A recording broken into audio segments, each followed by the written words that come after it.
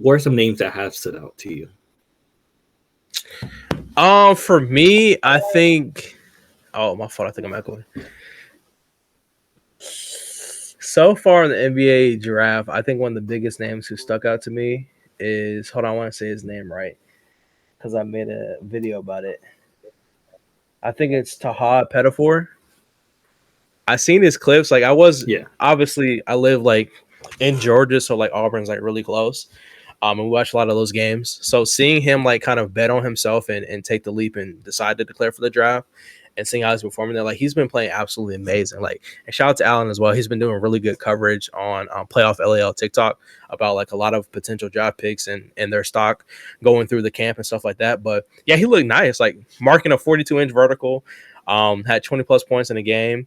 Defense looked solid. Playmaking was there too. And when you see a guy like at that size, pretty much hitting on every single category you expect versus the top guys who are projected to be better than him in this draft, like it's always impressive. And this is kind of a league that's trending towards like the bigger side of things. Like we have pretty much 7-foot guards now in Victor Wembanyama who can pretty much do everything. So the art of like the 6 foot, I'll say maybe 6'2" with shoes. Had a funny thing about that with shoes and non-shoes measurements, which is cool. But yeah, I think he's been playing absolutely amazing. I think he definitely boosted the draft stock a lot. Also like a more obvious name here, Dylan Harper. Like going into the draft, like I knew Dylan Harper was that guy, but like now hearing it from like pretty much every NBA executive about how he's guaranteed to be 2 and how the Spurs imagine him playing next to well, if they use the pick, obviously, next to Fox, next to Stephon Castle and Dylan Harper, like as a 3-guard lineup, because they have so much confidence in his abilities. Like it's just opening up a lot of eyes. So that too. And then of course VJ Edgecombe, super athlete. I mean, we've seen the verticals. Like he tested really well. I think it was in either group 1 or group 2. I think he led his group, which was impressive to see. And then like Kon Knueppel as well. Like he's moving up. Obviously, he was a little bit like smaller as far as height compared to what people thought. Like not really that much smaller, but like the measurements. And then people were saying his weight was a little bit bigger than what they thought as well, which is cool. But yeah, I'm a Duke fan, so obviously I'm a rock with my boys. Seeing both of my guys go top 5 would be absolutely insane. Well, yeah, I think he provides a lot of value. Like going at number 5. Who has the 5th pick, by the way? I kind of forgot. Depending on what team he can go to, because I don't want to be another Reed Shepherd situation. So number 1 is obviously the Mavericks. 2 is the Spurs. 3 is the Sixers. 4 is the Hornets. 5 is Utah. Oof. Oh, man. Vanish to Utah. That's tough. Now, but yeah, that's kind of like my name so far. Obviously, Molly Wash as well. Like he looks good. I think you've probably seen the measurements. They were comparing his measurements to like a rookie Rudy Gobert as well. So that was pretty cool to see. Like he has defensive like build. Like seeing him like compared to somebody, I think it was a little bit stronger actually, like his weight, base level weight. So that was cool to see as well. So like seeing him projected top 18 is cool too. But yeah, those are kind of like a couple of my guys. If we have more time, I'll go through some more too. But yeah, that's kind of my thought process for the draft. Yeah. I think my guys currently is the top of the draft. I do like Dylan Harper. Like I said, I also saw the report of how the Spurs could draft him, and of course, this will be for another episode, but I think that kind of clears some ways for Chris Paul to go to the Lakers. There's potential for that to potentially happen just because Chris Paul's a free agent, and although he's 40 years old, he's near that LeBron age. I think Chris Paul could be a good player to have. I think he'd help Luka in a way, being his backup point guard, and that'd be a good backcourt. Like having Chris Paul be the point guard, Luka shooting guard, LeBron a small forward, power forward, and center is whoever they choose in this offseason. So that'd be interesting. I'll say that to throw out there, of course, for a future project slash as a episode for the Quest 18. Ace Bailey, I saw like a guy Compton for potentially Rashawn Lewis from the Sonics, and I was trying to like that comp. Like Rashawn Lewis is a guy I would want in today's NBA. And if Ace Bailey could be a Rashawn Lewis type of player, that'd be perfect. That's a role player who does his job and can give you 20 a night. So yeah, and I also watched the tape for Kon Knueppel. I really like him. Like I wouldn't be surprised if he goes top five. Earl. Like I Yeah. watch his highlights. I do. He's a good defender. Um, some people may say like a catch and shoot player, like maybe like a Reed Shepard sometimes, like going to his draft. But I think he's better than Reed Shepard. And Reed Shepard went number 3, I think, to Yep. Houston. I think he's better than Reed Shepard. Kon Knueppel is a really good player, role player. He's the guy that fans and Laker people want Austin Reeves to be. Yeah. That might sound crazy, but like Ooh, okay. is a guy that would fit in this Lakers team right now. I think he'd fit very well. He's a catch and shoot. He can create his own shot, and he's a good defender. Maybe even better coming out of the draft than Austin Reeves. But like you said, I'm very high on Kon Knueppel after watching his highlights from Duke, the strengths and some other stuff. Yeah, and I agree with you, Alan. Like adding to that, I think he's an underrated playmaker as well. Like he's a guy who can play on the ball, off the ball, and he's comfortable at both of those roles. So if he was to play with a Luka Doncic and asked to be a spot up guy, he can do that. If Luka Doncic goes to the bench, he can play that playmaking role, like kind of similar to Austin Reeves. But he can play defense, like he can hold his own on both ends of the floor. So I think his ability to create offense for other people and obviously his turnovers lead to easy transition buckets as well. I think he's a good pickup for anybody in the top five, personally. I think Man, it's crazy. Like, he's like he 6'6" definitely tall. He's looks. like 6'6", 6'7". Like you'd Yep. want that. Austin Reeves is like 6'5". He's like Yeah. two, maybe an inch shorter. So yeah, I take Kon over Austin Reeves. True. Yeah. No, but Mark, just imagine, like, okay, playmaking is just like a bonus. Like, that's not what he specializes in. Not even that we can get him or anything like that. But he can actually play defense. I think he's more comfortable playing off the ball, which he showed in college. He can kind of do both. And he's a good defender, bro. Like he can hold his own. He can finish everything. Like everything Austin Reeves can do, he can do plus defense, respectfully. No disrespect to Reeves. I'm just saying, like, as a raw prospect, he's gonna be really good for someone's team. Yeah. Unless you were And talking about another Chris guy. Paul. Yeah, I'll throw another guy there. Rasheer Fleming out of St. Joseph. I just watched his tape last night. Woo! I like him as a prospect. He can go top 10. Like Earl, I Rasheed recommend watching. Fleming. Rasheer Okay, let Fleming out me. of St. Joseph, 6'9", power forward / center, number ranked 13. I recommend watching his tape. He's a guy who I see as both a lob threat, but a guy who can drive to the rim and just dunk it with power. And also like, and at least from his stats, he's been improving. Last year, I felt like the stats were always scored like 13 points or something, but like he did very good. I didn't watch his game versus Texas, but I checked his stats. He got like 20 rebounds versus Texas, and that was like Jeez. the fourth or fifth game within that season, I think.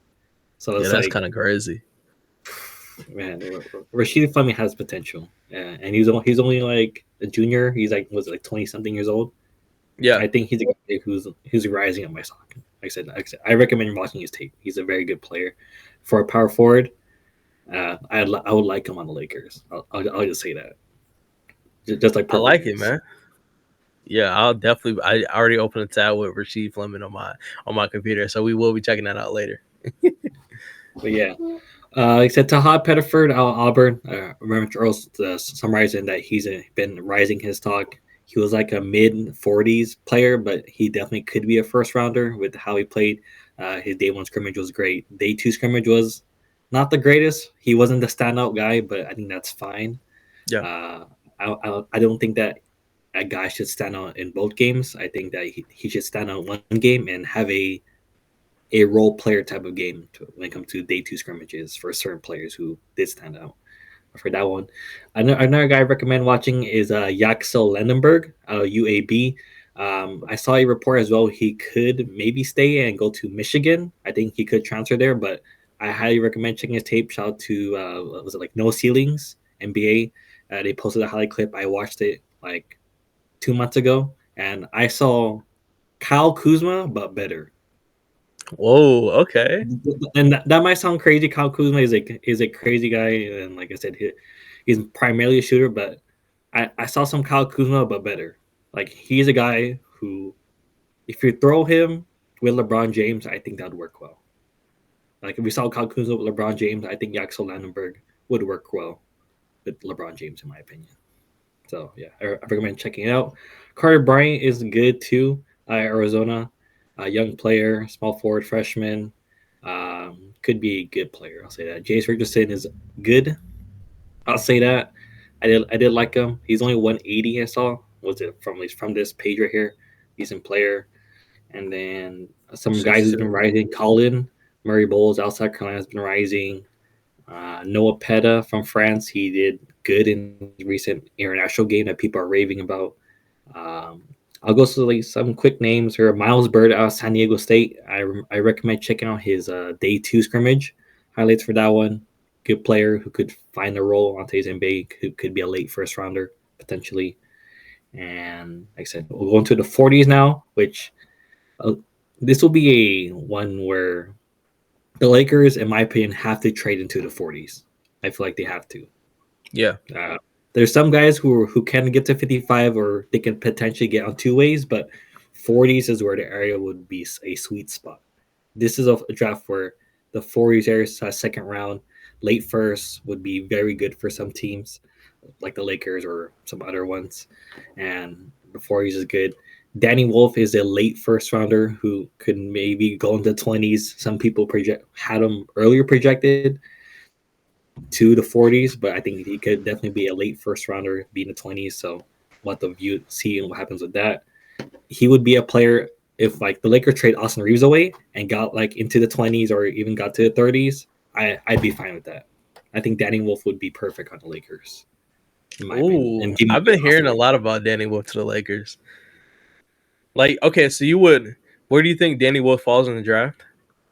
Like in the 20s, like was it? Was it OKC has like 23, I think. Yeah, pick number 23. Yeah, he'd work well with OKC. Like that'd be perfect for them. Like being the backup to Isaiah Hartside and put him next to Chet. I would actually be kind of sick. They'd be a super team. Yeah, I feel like Danny Wolf. So are there okay. Speaking of like Reeves in trades, like is there any like trade you would do like with a team to guarantee yourself a spot like in a first round or maybe late first round pick if it was at the expense of Austin Reeves? In the 20s, I wouldn't trade Austin Reeves to OKC. I think. Oh no, yeah, that would be kind of great. Oh god, that would be sick. And also that'd be terrible. Brooklyn has 2 picks at 26 and 27. I would give Austin Reeves to Brooklyn and get one of those picks and maybe get Danny Wolf, get Jakob Landenberg potentially at those picks. Orlando at 25. I think they could maybe use Austin Reeves on their team, getting their playmaker with them. Okay. So that'd be something. Definitely not Boston, definitely not Phoenix at 28, 29. Indiana at 23. I don't think they would want Austin Reeves, but yeah, who knows? Atlanta, you think Atlanta would get Austin Reeves? Honestly, I could probably see that. I mean, they gave up Bogdanovich. They traded away. Who else was it? They traded away Bogdanovich and somebody else at the deadline. Oh yeah, and DeAndre Hunter. Duh. They traded away like a lot of their contracts so they can, sign other guys or trade for larger contracts. I'm assuming this offseason. So if they're trying to fill out that roster, they definitely need some more bench production or even starting. I mean, I don't know why I'm saying bench. Like he can definitely start with the Hawks. So yeah, I think it could be realistic. I kind of random. I know this is a Lakers podcast, but I really think that the Hawks should go try to trade for Giannis, whatever it takes, because I think Giannis and Trae Young could definitely be a scary duo in the East, honestly. And you can kind of fill out the edges because they have enough money to do it and fix those holes and those gaps in the roster. But yeah, I think they could. Potentially, if they did go for like a Giannis type of situation, maybe they try to go all in and get Reeves over there too. That'd be kind of crazy. They would have to give up 13, 22, Jalen Johnson, and I don't know who else is there. Dyson Daniels, I think, is on a contract. It would have to be something crazy, yeah. Something like that. Yeah. That type of contract, and then whatever salary fillers that match it. But I would do it, bro. I would trade Jalen Johnson in a heartbeat. No hesitation, yeah. Allen. Yeah, like I said. But yeah, Brooklyn at 26, 27, I would trade for a first round. I would trade Austin Reeves to get into that first round. I think that's my crazy hot take, I'll say. I would, you know what? If it guaranteed me someone I know that can play next to Luka for the next 7+ years and be effective, I would do it. I would do Yeah. it. I'm with you.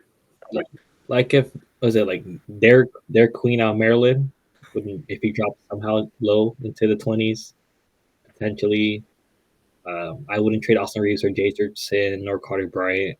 Axel Landenberg, I do like, but questionable for Austin Reeves. But yeah, like I say, if Danny Wolf is there, I would trade Austin Reeves away. In my opinion, he gotta go for Danny Wolf. Yeah, Danny Wolf. I've seen the highlights, bro. Mile put me on the Danny Wolf, like a couple months ago, I think. Oh, it was a little bit ago. So, like, I definitely, man, Danny Wolf and Luka Doncic. I'm chilling with that. Into the 40s / maybe late first rounders. Ryan Cockbrenner, Creighton. I think that's a good center. He's on the Yep. older side. He's 7'2", 260. From when I posted that post on Playoff LEL on TikTok, all that. He had 2.7 blocks last season. At 7'2", getting 2.7 blocks is really good, especially in the college format. So I think he's definitely a guy the Lakers should be interested in. Definitely could replace Jackson Hayes. And then the guy who's been rising up boards from my team is Maxim Reynaud out of Stanford. And this might sound crazy, but people are talking about Hassan Yang, talking about like Mini Jokic and how he's great, this and that. I think, or slash Şengün, I think Maxim Reynaud has Şengün potential. Whoa, And okay. I In really that 40 recommend range? Yeah, in the 4 range, he could be a late first rounder. He could be in the 28, maybe 29, 29 area. He could be a first rounder, late first rounder, in my opinion. And Okay. I also recommend checking out his tape, watching his scrimmages, and the tape matches the highlights from the scrimmages. It matches. Like he has potential. He's a senior 7'1". He's like 20 something years old. Like he's like young, and he'd work well with Luka Doncic. Like really work well. Like I'm not joking. Like he would work well with Luka Doncic in the pick and roll. Ooh, okay. He could create his own shot. Good post player. Defensively, I don't think he's gonna be like a standout defender for his Lakers team. I think that like our paid defense would increase with Maxim Reynaud, but I think that he'd be a really good guy with Luka Doncic. So yeah, I I like recommend that. checking out. Another guy been rising, Hassan Yang from China, 7'2". Like I said, people talk about Timo Jokic. People talk about a little bit of Şengün. Hassan Yang, I don't think is a first rounder. Some people are rising him to a first round just because of his performances in the scrimmages, but I don't think he's a first rounder. He's not a win now piece. I don't think the Lakers should take a risk at him in the 40s. If he drops down to the 50s area, and the Lakers may want him because he has very good court vision. Like I kind of put a tweet out. I kind of compare him to Lakers Marc Gasol, and that might sound crazy. Like Marc Gasol was washed. He was older, wasn't the best defender, this and that. But Hassan Yang, man, watch his scrimmages from day 2. Like he was passing the ball very good. Like he did a bounce pass between 2 defenders that got That's that guy crazy. that got a guy an easy layup. Like I said, Hassan Yao, China, 7'2". 7'1", 252. Yeah.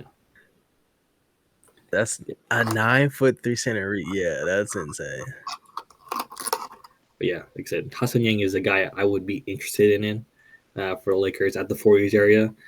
Like I said, he still would be a developmental piece, but someone that would be good as a third option center. Like I said, if you draft Hassan Yang, you have to get a center in free agency. You have to get a Andre Drummond, get a Steven Adams, get a whoever, Clint Capella. Like you can't play Hassan Yang as a second option for the Lakers at center. He has to be the third option, get some time in the G League, and just develop because he's not a win now piece for this Lakers team, in my opinion. Gotcha. Yeah, and another guy is Tyrese Proctor. I've not watched his tape. I mostly left up to you, Earl, on your opinion on him. So, how would Tyrese Proctor be a good person on the Lakers potentially if he drops? Because I've seen him drop to like the 50s area on some mock drafts. Yeah, I feel like Tyrese Proctor is definitely a tricky situation because for the most part, he needs the ball in his hand a lot to be effective. I don't think he's a great off ball player, which could be a problem for the Lakers. Unless he was just strictly kind of like the guard off the bench for us, which could work. I mean, right now it's kind of what Gabe Vincent and Jordan Goodwin right now. Bronny James potentially like having an increased role next season. But yeah, like he's 6'5", no shoes. Like he's got the size. Defense is pretty good. I just don't. I don't know, man. Like I watch him a lot. It's just when it comes down to big moments, sometimes he's inconsistent. Like he has runs. No, I think the better word to say it, offensively, streak's the best way. Like he's a streaky offensive player.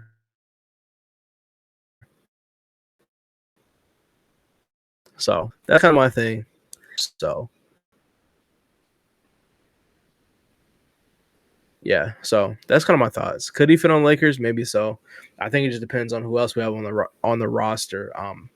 After we make trades and stuff like that. Yeah.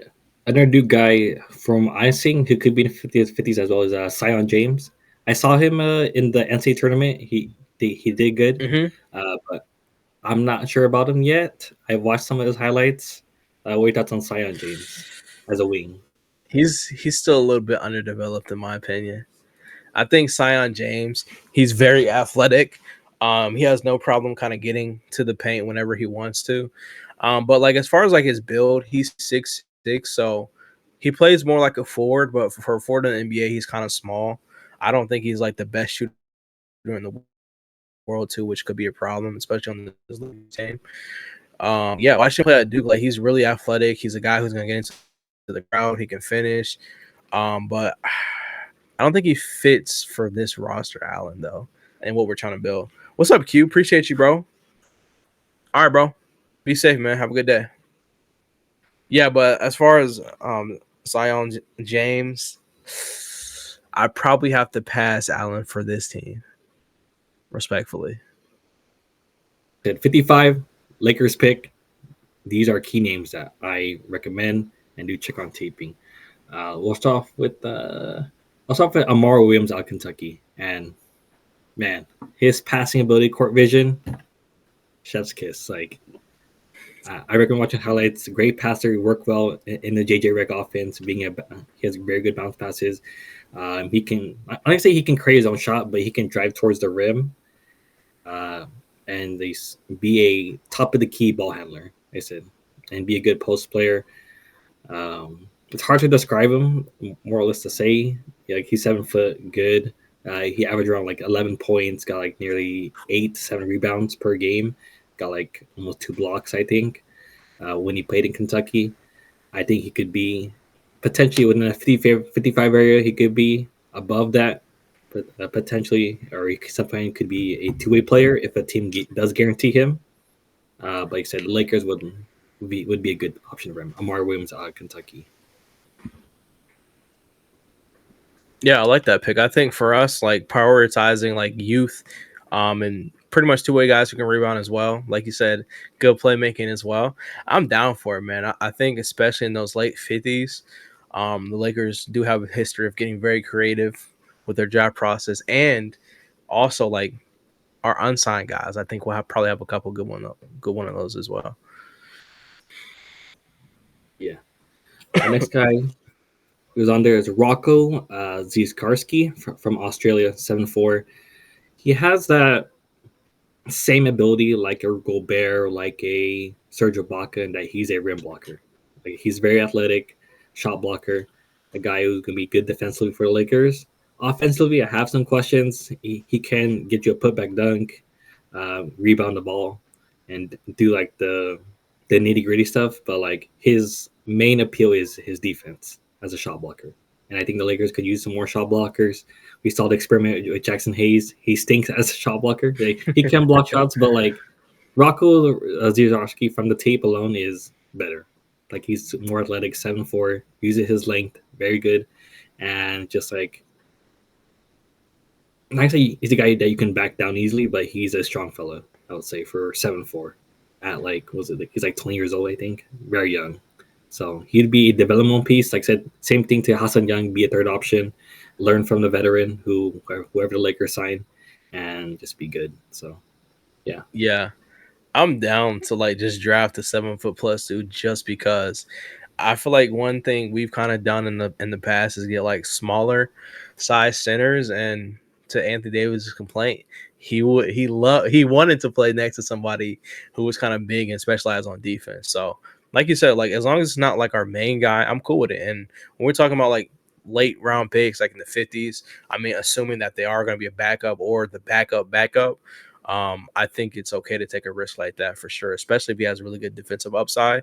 We're not asking him to go out there and score 40 points a game. Like that's what we have Luka Doncic for. So as long as he can kind of navigate a pick and roll setting on offense and locking on defense, I'm cool with it. yeah. And then Earl, could you scroll up to like the 64 range for that Yep. one? Yeah, yeah, 64 and get as up as high as 54. So Okay. like 64. So before you can view 54 and 64. Okay, so yeah. So I'll go through like these three quick names that I think could be options for 55 slash two-way contracts. We'll start off with number 54, Mackenzie Mbako. I think for Earl, you're probably familiar with him. Al Duke. Yeah. Yeah, Yeah. so McKenzie. yeah. So Mackenzie is a guy who was in the G League Invitational. He did very well and got him an opportunity to be in the scrimmages. And in day one scrimmages, he did good. I think he shot like 5 or 6 in field goal. But like I said, he was a good shooter, did his role, was athletic. I think I view him as a late second rounder, maybe a two-way contract, undrafted, just because like he wasn't that well out of Indiana. So was it? Yeah, Indiana, Texas A&M. He could potentially stay in college. I think that'd benefit him. But if the Lakers weren't interested in him, would be a two-way or at 55, I'd be okay with it. There'd be some concern, but I think that he would be a good player. My projected hope for him would be Nas Reed. Nas Reed was a player who went undrafted. I don't know. Nas Reed was a bigger player in terms of stature, weight, and strength, but like his same skills are similar to Nas Reed in that he's a spot shooter. He can do pick and pop. He can drive to the rim, create his own shot a bit. Defensively, he's not known to be a great defender from what I've seen, but I think Mackenzie Mbaka would be decent, in my opinion. So, from your perspective, from seeing him at Duke and other stuff, what thoughts on him? Yeah, I think he's good. And like you said, I think he's had time to kind of develop a little bit more than some of these other guys who are kind of on the younger side.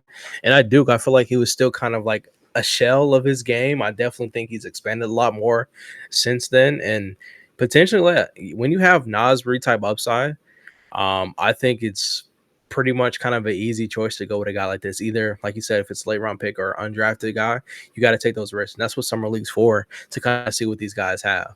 Like as far as defensive end, I think like it's not the end of the world. I'll say about his defense, he can definitely hold his own, but he's nowhere near like an elite or like just a crazy above average defender. I think he can definitely. He's not a guy to me who just gets blown by, which is good for us as far as like what we're looking for at that forward position. Like if we're talking about like a potential Rui Hachimura replacement at best case, I know that's kind of drastic. I get it, throwing him out there. But if we're talking about like a 6'9" guy, he is slightly athletic. He's not the most athletic guy in the world. So he can finish at the rim. He can do pretty much everything he can do. I think he probably baseline to me, he's a better rebounder than Rui, which would definitely be a plus for this team. But yeah, I think it's definitely a guy I would go and take a risk on for sure. Yeah, uh, if you can go back to the list for players, Oh, my bad. Let me go back. good, very good. Another guy who's on there, number 55, Kobe Brea. He had an excellent day two scrimmage from what I seen from the stats and watching them highlights. I peeped that. Shout to the experts out there. They pointed out. He got 16 points. He shot 4 for 8 from three. Got 5 rebounds, 1 assist, 2 turnovers in Oh, 30 minutes. So those are some solid okay. stats for a day two scrimmage.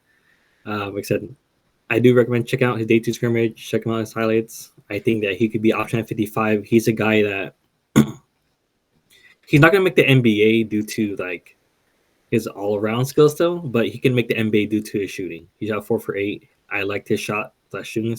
Was it shooting rate? Not shooting range, but like I don't know, shot basically. I think he'd be well if the Lakers looking for some shooters for at the wing position. He's like 6'6", 6'7", right? Yeah, Yeah. 6'6", 7. Not the best defender from my scene. I think that maybe he is definitely. I do have to watch more. I'll say that. But I think that Kobe Bryant could be a decent option at 55 from this mock draft plus board. Next guy, Ryan Nemhard out of Gonzaga, transferred from Creighton. Of course, the brother of Andrew Nemhard, one of my favorite guys from the 2022-2023 Oh, draft. Ryan Nemhard is, I'll say he's sort of showing the same to Andrew. Now, he's not at the range of Andrew, where Andrew was a first rounder. I think Ryan Nemhard could be a late second rounder, maybe mid second rounder, potentially, if teams really do like him and he performs well in the workouts. But yeah, he's, like I say, he's the same person as Andrew, but he has potential as Andrew. I'll say that. He could be Andrew, but in a lesser value. Sort of like, you know how like Tyus Jones was like really good yeah, for like teams. yeah. Obviously, like was it like Trey Jones for the Spurs is like below him. Yep. It'd be like that. Okay, that makes sense. Yeah. Yeah, I mean, yeah, if he can have any traces of what his brother's doing right now as a role player, I think it's definitely worth some type of risk. So that's pretty cool to hear. yeah. He'd be the option. Like if the Lakers do trade Gabe Vincent away, he'd be an option for the Lakers. I'll Okay, say that. I like that. I wouldn't choose him because, like I said, their main priority should be wings and bigs. But if Hmm. Lakers buy the NBA draft trade Gabe Vincent for whoever, or package him in whatever deal that they do want to do, Ryan Hemhard would be a good person that Lakers go after. And then last guy is 64, Eric Dixon. There's an add on there. If, Oh, let if me you can move. scroll down a bit, you're good. Oh, I'm looking at the wrong screen. There we go. Yeah, Eric Dixon out of where's it? Out of Villanova. I do recommend checking out his tape. He could be a hidden gem. I'll say that he could be a hidden gem. He's a guy who you could throw at the top of the key, and he can create his own shot. Like he's a left-hander. I wouldn't say he's similar to Julius Randle. Could that be a cop out and that'd be like false advertising in a sort of way? But he has the trait of Julius Randle where he can just, was it like Caden? Like he asks the players to go downhill, they go for a layup, this and that. Like he's a guy who Yep. can go downhill. Like if you watch his tape, he can go downhill. He can get the ball, and whoever's defending him, he can drive at him and use his physical strength. Get to him. Good passer. He showed the similar traits to Amara Williams in that he can get some passes, bounce passes, and find some key cutters. Like, yeah, Eric Dixon would be one of my guys at 55. I like that. Yeah, I definitely feel like anytime, like you mentioned before, like we can use any type of wing, 6'9", a guy who can kind of finish at the rim, go downhill. I feel like those type of players specialize with Luka Doncic. I think about like Derrick Jones Jr. as well, super athletic guy. Maybe not as stocky, of course, but having guys like that for Luka to play with, I think helps a lot. Like it opens up his game more. So I think maybe they could be a nice pairing, especially if we can get him for like this late pick, or even say he goes undrafted. I think that's definitely a good option as well. So I think compared to like the last couple of years, last year I don't think we had the best luck with our undrafted pool of players. So hopefully this year we can kind of strike more. Even so, because we went into the season knowing like this draft class is gonna be super deep. So I'm hoping that means Rob Pelinka and the boys, we can actually lock in and get some guys, some uncut gems, we'll call them. Yeah, I'll say he's a good replacement for Vando. I I'll like say that. that. I think that like we're all unhappy about Vando being a non-shooter, non-impactful player on the floor. Besides his defense and versatility here and there, Eric Dixon would be would replace that. I think I'll say that. So Yeah. yeah, going back names, I'll say the last two guys who like I said must want players from our team. Let's get to 75. Lad Golden, man. 75. Let's go down a bit to 75. Yeah, thank you. Hmm. Yes, so Vlad Golden. And I wish Jake was here, like, because he would explain it more than me. Because, like I said, he's a Michigan guy, but I'm not impressed with Vlad Golden. I think he could go undrafted. He could be a pick at 55 for the Lakers, 7-1 center. I'm not impressed. I watched his scrimmages. He was he was a non-factor. I'll say that. Man, Day one, okay. day one, day one scrimmage. The biggest didn't get enough touches in his team past scrimmages. I think was it. I think Taha Pettiford was in that same scrimmage as well. I don't remember if they were on the same team, but like I said, the guards took over that game more than the big man. So he was very much a non-factor. Second scrimmage, um, did not show any, was not a standout guy. And you know who was a standout guy? And I believe did play in the same scrimmage as him. Hassan Yang. Who? Gotcha. Hassan Yeah. Yang. Hassan Yang was in the same scrimmage, I believe, against him, and he was better than Golden. Now Golden got some couple putback downs, rebounds, this and that, but like Golden was not a standout. And I think that some people talking about he can get a Euro contract somewhere. That'd be a potential option. He could get 2-way deal. He could get drafted, maybe. Who knows? But I wouldn't like him on the Lakers. Like us as fans, we complain about hustle. We complain about this guy's not rebounding, this and that. I did watch that Michigan versus Auburn game. I don't know if you watched that game too, Earl. And Yeah. we all saw that game that Danny Wolf was the guy, right? Yeah, that Golden was a non-factor. Like, was it Brown? Was it John Henry Brown from Auburn? He out hustled him Yeah. in that game, and I kind Yeah. of view that, as my opinion, a big man who I want. I don't want them on the Lakers, and Golden I would respect be it, that. just in my opinion. So, how do Yeah. you feel about Golden? No, I agree with you. I think it's like one of those things where like some bigs are tall and skilled and some bigs are just tall. Like, and I think that's maybe the case for Golden as well. Like, he has height, but I don't think he's more of a finesse player compared to some other guys at his same height, same position, that can bring more value to the Lakers as well. So I didn't really get a chance to watch his film, but I know I'll take your word for it. If he wasn't like contributing at a high level, then that is a little bit concerning, especially to the case, like the point, like most of these things, like this is your chance to boost up your draft stock. Like if you're not out here like showing anything memorable, like I'm not even saying like you have to go out there and score 20 plus points, but okay, be on the glass consistently, okay, get some tough defensive stops, play with a lot of energy, hustle a little bit more. So if he just wasn't noticeable like that at all, and then he is like 25, so as far as like his ceiling is pretty much almost like it's probably maxed out for what he can do at that size as well. So yeah, I'm kind of with you, man. Yeah. I had the stats for his day two game: 4 points, 2 for 3, 0 for 2 from the line, 4 rebounds, 2 offensive, 2 defensive, 1 block in 14 minutes.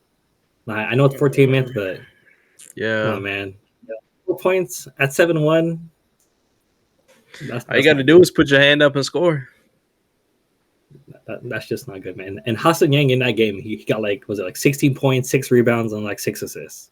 Yeah, And I don't know how many, but if he can get a plus 10 points, plus 5 rebounds, and plus 5 assists in that game, come on, man. Come on, yeah. Golden. That's just good. And then let's see here. 67, Hunter Silas, a guy from Wake Forest, transferred out of Gonzaga. He's a potential 3-and-D guy. I think, I'm not going to say he can be a Gabe Vincent replacement, but he'd be Gabe Vincent, like 2.0 in a sense. Like, Okay. he doesn't have the same shot Gabe, but he'd be a 3-and-D guard, basically. Just not the same shot making as Gabe. So, like, we know how Gabe's inconsistent. That'd Yeah. be almost as same as Hunter Silas. But he did shoot really good in his day one scrimmage. Like, he was one of the standouts for the day one scrimmages there. Yeah. I think finding like cheaper options, obviously, to replace Gabe Vincent is definitely probably a priority to Lakers as well, especially if you want to trade for a big and maybe you don't want to go for the whole home run and trade Reeves. Maybe you can pair up Gabe's contract with like a maxi contract as well or something like that to get, an obvious center upgrade. So you'll definitely have to replace that production somehow. Like even if it is Bronny, you still need another guard addition into that to fill out the bench again. Yeah. And then lastly, like I said, we'll go into our two names that for I'm looking at as Laker options. We're gonna go to number. Where's his name again? Is he too high? I lost the name. Well, one of the names is at number 63. 63 is one of the names I'm looking at, and his name is Jameer Watkins out of Florida State. Now, shout out to a couple Lake reporters. They kind of put me on his name, and I checked his highlights. I kind of missed him on day one because I was focused on Tahad Pettiford and some other names. But his day two scrimmage, that's money. That can get him picked in the middle of the second round. Jameer Watkins, 6'6", 215, a small forward. He could play shooting guard a bit too. Like I said, he's a wing. He's a 3-and-D guy. 23 points, I believe, in his second scrimmage. He got 4 or 5 steals in that game. He was picking people's pockets. Like straight up, like taking it, not like bump, like just. He was picking some pockets, bro. If you look at his, if you search up Jameer Watkins on X, yeah, you'll see why. But yeah, like he would be a solid wing for the Lakers. He's like a guy. Yeah, I think he's a guy. I think he's a guy who could be a win now player, a guy that you can find as a hitting guy, and a guy that's just like he could be a starter. Like I can say that he can be I'm gonna say he could be a day one starter, but he can guy who will play behind Austin Reeves or whatever, and he can develop well, and the fans are gonna really gonna like him as a defender. Like I said, Vando is a non offensive threat who can be a good wing defender. That's not Jameer Watkins. Jameer Watkins can be a very good defender and a guy who can create his own shot. I'll say. Oh, I'm looking at the highlights now. Putting him next to Luka. 23 points, 5 steals, and 2 made threes. And he's athletic enough to finish. It looks natural.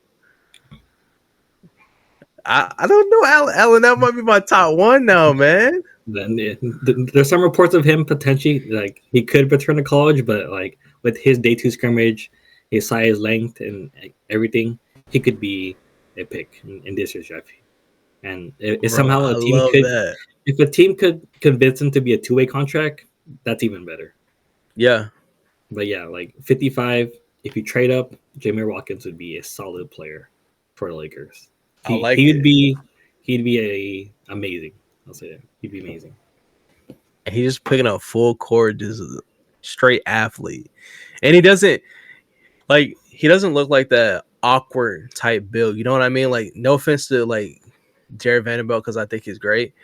I just think like the way like he stands, the way he moves, it just looks like natural. You know what I mean? Like just a pure athlete. So yeah, I like it, bro. I like this pick a lot. Yeah, like I said, he's a guy who, if he was younger, like say he was a sophomore, 6'7", out of Florida State, or I don't know, maybe out of like Kentucky or whatever big name college, he'd be a top 15 pick. I'd say. I can see it. But due to him being a senior, he's gonna turn 24, I think, from what I saw. He's on the lower end. That's why. Okay.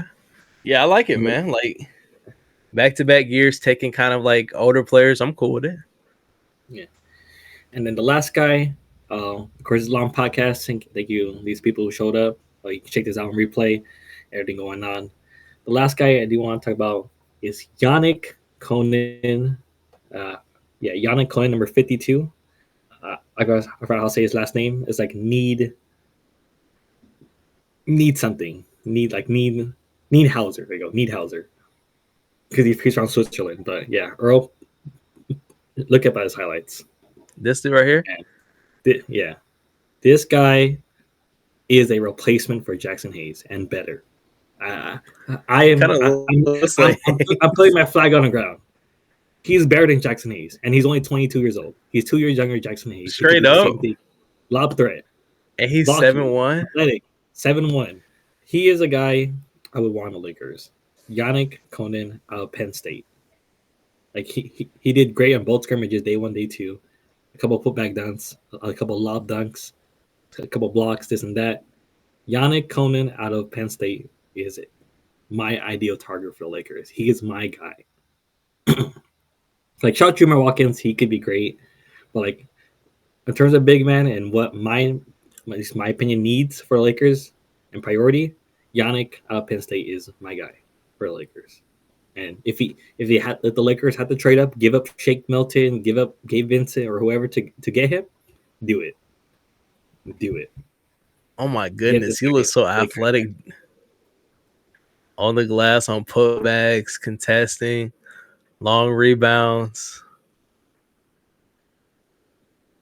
I like it, bro. Oh my goodness. Yeah, bro. I like him. I like it a lot because we talk about like some bigs being awkward, especially at that size. Like he looks just natural. I think he can play well next to Luka. He looks like he's moving his feet well on the defensive end. Like I'm watching his clips from the draft combine. Do you remember that center? Who was the center from Florida we had who had horrible defensive timing? Colin Castleton.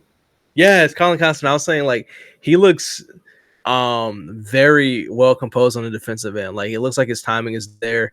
He's not like overly aggressive chasing blocks, but he has a long enough reach to kind of recover and time it correctly. So yeah, I watched his highlights. I'm watching some right now. He looks incredible.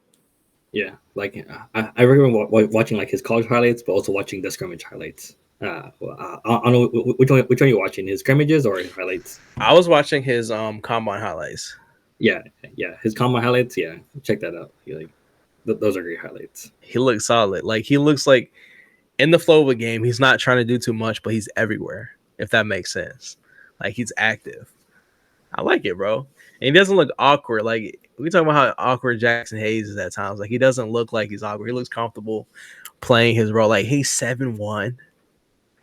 We need size, bro. That's a huge upgrade. Huge.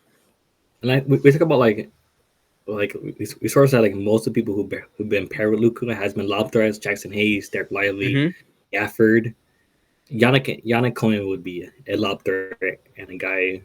Like I say, he has the offensive bag compared to like the other guys like Lively and Gafford, but he'd be on par offensively compared to Jackson Hayes. Like we all know Jackson Hayes' limitations are lob threat and like sometimes the post here and there or like get a putback dunk. Yannick can do that, and if you can get that on a cheaper contract and not have to resign Jackson Hayes, or I don't know if you do resign Jackson Hayes, it is what it is. With that, Rob will have that, and whatever happens with that happens. Yeah, but Yannick is a guy that if you can get him like on a cheaper contract for 2 or 3 years, that'd be perfect.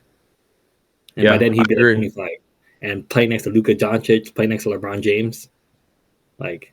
That'd be perfect for a young player who is a lob threat. Play next to those two playmakers. Yeah, I agree. I think it'll make his job easy. And like we said, like Luka Doncic having like a Derek Lively type, a Daniel Gafford, athletic guys who can catch lobs, defend. It just makes his game a lot easier. And I think him not having that in the playoffs definitely held us back a lot. Yeah. Like I said, his offensive game would be questionable. Defensively, like I said, although his scrimmages and highlights good. From the experts, from what I read, there is some concerns of him defensively. It's not like they're like big concerns, but like some concerns. I'll say that. But yeah, that's pretty much. It's like the small stuff. Like I said, he's a senior, 7'1", 22 years old. Like I said, age and something like limited bag in today's NBA. Yeah. I'm not gonna say like you had to take him off the floor to go a small ball, but it's like. Yeah, he'd be in the same category as Jackson Hayes. And like I said, second round pick compared to a guy who's a first rounder. True. Like, it's just, you have to get him. Plain simple, you have to get him. I agree. I'm cool with that too. So, and I'll say this, like, I remember us going on this show like a couple years ago talking about Derek Lively and how he would be a perfect fit on the Lakers. Who knows, in a different world, if we got Derek Lively, I mean, we probably wouldn't be talking about Luka right now because he would have easily earned his minutes and he easily could have been that center next to Anthony Davis for the future. But yeah, I like these names. I think they're really It's got me more excited. I have film to watch. I have like 5 or 6 tabs open with names Alan's giving me, so I'm definitely gonna do my homework tonight and study up and make sure I'm ready some more for next week. Then kind of break down some more film. Yeah.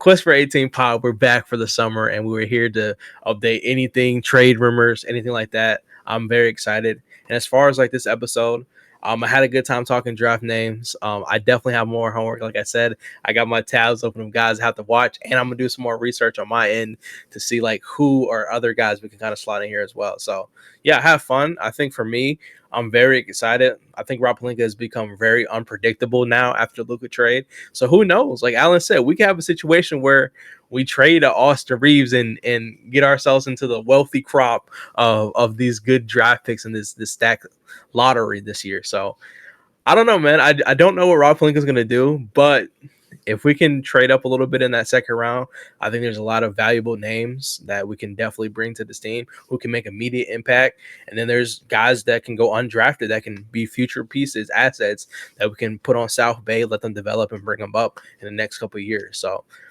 we talked about this going into the season. This is one of the most stacked draft classes we're going to have because this one's like really top heavy, but the middle of the draft as well is really good. And then the floor of the draft is still good players, but they just have to be a little bit older. So I'm excited, man. I think it's definitely going to be a lot better draft than last year. No disrespect to that class. I think we kind of described it as being like kind of a role player draft, but this draft has like star potential plus role player plus. I'll call them like they have a lot of role player plus players. But yeah, I'm excited, man. I'm curious to see what Rob does. Obviously, we have to get through the finals and stuff like that, and the draft before we can see some big moves happen.